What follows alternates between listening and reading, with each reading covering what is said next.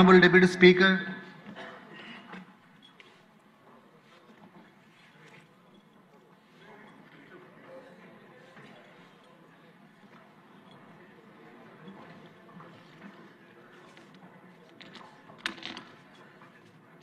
Deputy CM Pawan Kalyan garu.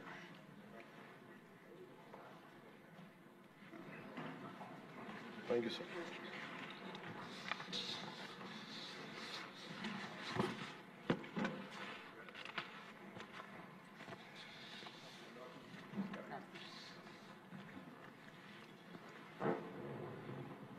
మాకు ఈ అవకాశాన్ని ఇచ్చిన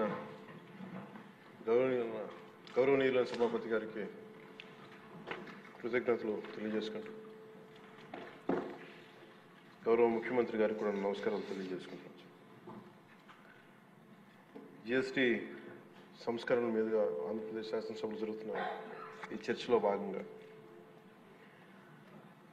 ఈ దేశంలోని ప్రతి పౌరునికి ప్రత్యక్షంగాను పరోక్షంగాను లబ్ధి కలిగించే ఒక చారిత్రాత్మకమైన దిశానిర్దేశకమైన అంశంపై నేను ప్రకటన చేస్తాను. విషయం గౌరవ ముఖ్యమంత్రి శ్రీ నారా చంద్రబాబు నాయుడు గారి సూచనల మేరకు ఈ సమిష్టి నిర్ణయానికి మన రాష్ట్రం ఒక నిర్మాణాత్మక సహకారం అందించింది.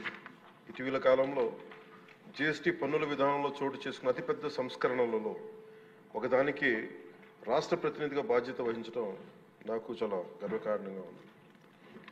గౌరవ ప్రధానమంత్రి శ్రీ నరేంద్ర మోదీ గారు 2025 ఆగస్టు 15న 79వ స్వాతంత్ర దినోత్సవ సందర్భంగా ఎర్రకోట నుండి చేసిన జిఎస్టీ 2.0 సంస్కరణల చారిత్రాత్మక ప్రకటన దేశ ప్రగతికి బాటలు వేస్తూ ఉంది. ఈ సంస్కరణలను ముందుండి నడిపిన గౌరవ కేంద్ర ఆర్థిక మంత్రి శ్రీమతి నిర్మలా సీతారామన్ గారి కృషి ప్రత్యేకంగా అభినందనీయం. జిఎస్టీ మండలి 56వ సమావేశంలో వాటిని ఆమోదించింది. గౌరవ ముఖ్యమంత్రి శ్రీ నారా చంద్రబాబు నాయుడు గారి రాష్ట్ర ఆదాయాలకు ప్రత్యేకించి అనేక సందర్భాల్లో ముఖ్యంగా జిఎస్టీ వచ్చిన తర్వాత గౌరవ ముఖ్యమంత్రి గారు ఒక సందర్భంలో అన్న మాటలు రాష్ట్ర ఆదాయాలకి నష్టం కలుగుతున్నప్పటికీ కూడా సామాన్యుల ప్రయోజనాల కోసం విధానాన్ని మనం బలంగా సమర్థించాలని చెప్పి ఈరోజు వారు కూడా దీన్ని బలంగా సమర్థించారు అధ్యక్షతని. ఎందుకంటే మనకి ఆర్థిక ఆటుపోట్లని చూస్తూ కూడా వచ్చే ఆదాయం తగ్గిపోతున్న జిఎస్టీ సంస్కరణ వల్ల, కానీ దాన్ని ఇంకొకలాగా దాన్ని ఎలా పూడ్చుకోవాలని తెలిసి ఆయన ముందుండి దీన్ని మద్దతు తెలిపినందుకు వారికి నా కృతజ్ఞతలు తెలియజేస్తాను. ఈ చారిత్రాత్మక సంస్కరణలకు మద్దతు తెలిపిన తొలి రాష్ట్రంగా నిలిచింది నారా చంద్రబాబు నాయుడు గారి నాయకత్వంలోని ఆంధ్రప్రదేశ్ ప్రభుత్వం. జిఎస్టీ పన్నుల విధానాన్ని సులభతరం చేయడం ద్వారా సాధారణ ప్రజలకు ప్రత్యక్ష లాభాన్ని చేకూర్చి వ్యాపారులపై పన్నుల భారాన్ని తగ్గించి పన్ను వ్యవస్థలో పారదర్శకతను పెంచుతోంది. ఈ చారిత్రాత్మక సంస్కరణ పన్నుల విధానాన్ని సులభతరం చేసి వ్యాపార పరిశ్రమల అభివృద్ధికి సహకరిస్తుంది. ప్రజల పొదుపును పెంచి కొనుగోలు శక్తిని పెంపొందించడానికి, కొత్త పెట్టుబడులను ఆకర్షించి దేశాన్ని స్థిరమైన వృద్ధి మార్గంలో నిలపడానికి దోహదపడుతుంది. జిఎస్టీ రేట్ల సరళీకరణ ద్వారా ప్రజలు అధికంగా ఉపయోగించే వస్తువులు సేవలకు డిమాండ్ పెంచి ఉత్పత్తిని విస్తరించి కొత్త పెట్టుబడులను ప్రోత్సహిస్తుంది. తద్వారా ఆర్థిక వృద్ధికి దారితీస్తుంది. నిజంగా ప్రజలకి ఆర్థిక వ్యవస్థకి చాలా లాభదాయకమైన సంస్కరణ. రంగాల వారీగా చూసుకుంటే ముఖ్యంగా రైతుల కోసం ట్రాక్టర్లు, వ్యవసాయ యంత్రాలు, పరికరాలు మరియు ఇన్పుట్స్ పై పన్నులు తగ్గించడం వల్ల సాగు వ్యవసాయ వ్యయాన్ని తగ్గించి ఉత్పాదకను పెంచుతాయి. తద్వారా గ్రామీణ ప్రాంత ప్రజల ఆదాయాలు పెరుగుతాయి. ఆధునిక సాంకేతిక పరికరాల వినియోగం ప్రోత్సహించడం ద్వారా వ్యవసాయ వృద్ధి మరింత బలపడుతుంది. తక్కువ ఆదాయ కుటుంబాల కోసం పాలు కానీ, పెరుగు కానీ, పన్నీర్ లాంటి నిత్యావసర వస్తువులపై పన్ను 5% నుండి 0% తగ్గించడం ద్వారా రోజువారీ వ్యయాన్ని తగ్గిస్తూ ఉంది. నిత్యావసరాలు నెయ్యి కానీ, వెన్న కానీ, వంట పాత్రలపై పన్ను 12% నుంచి 5% తగ్గించడం కూడా కుటుంబ బడ్జెట్లకి ఇది చాలా ఉపశమనం కలిగిస్తుంది.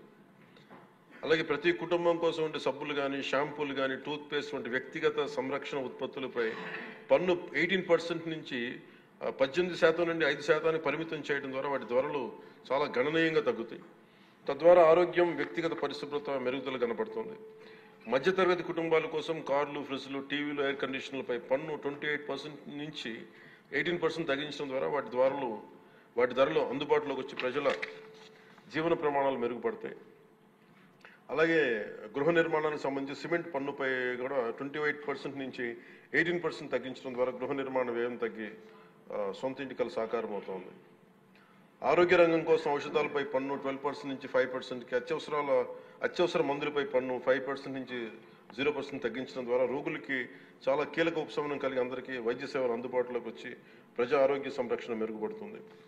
ముఖ్యంగా బీమా రంగంలో జీవిత ఆరోగ్య బీమాపై పన్నుని 0%కి తగ్గించడం ద్వారా మరిన్ని కుటుంబాలు బీమా పొంది వారి జీవన ప్రమాణాలు మెరుగుపడితే వాళ్ళకి ఒక భరోసా ఇస్తుంది.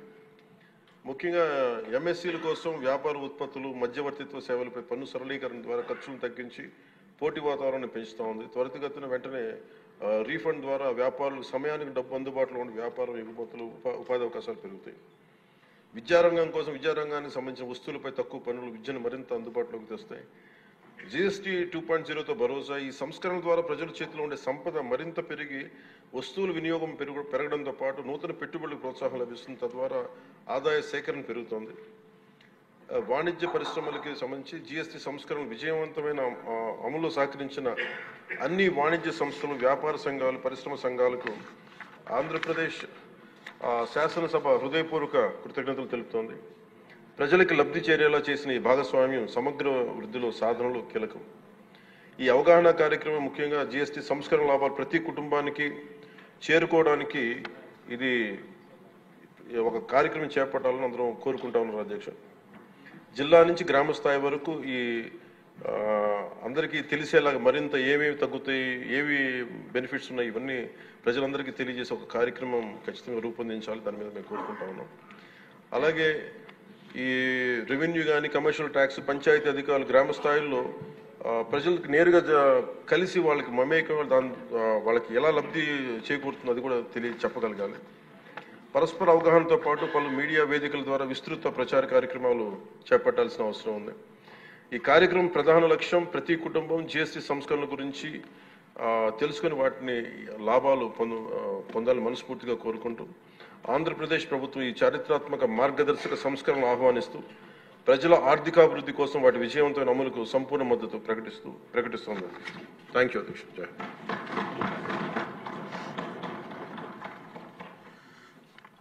గౌరవనీయ ముఖ్యమంత్రి వర్యులు. అధ్యక్ష, ఈరోజు ఏదైతే ఈ యొక్క జిఎస్టీ రిఫార్మ్ ఇప్పటికే చాలామంది సభ్యులు మాట్లాడారు. ఫైనల్గా డిప్యూటీ సీఎం గారు కూడా దీని గురించి మాట్లాడారు. నేను సభ్యులకే కాకుండా రాష్ట్రంలో ఉండే ప్రజలకు కూడా అర్థం కావాల్సిన అవసరం ఉంది. ఇది ఏ విధంగా పేదల జీవితాల్లో ఒక ప్రభావం చూపబోతుంది, అదే కాకుండా ఇండస్ట్రీకి ఏ విధంగా ఉపయోగపడుతుంది, నెక్స్ట్ జనరేషన్ రిఫార్మ్స్ అంటే ఏ విధంగా ఆర్థిక వ్యవస్థ ముందుకు పోతుందో అవన్నీ చెప్పడానికి నేను ప్రయత్నం చేస్తున్నాను.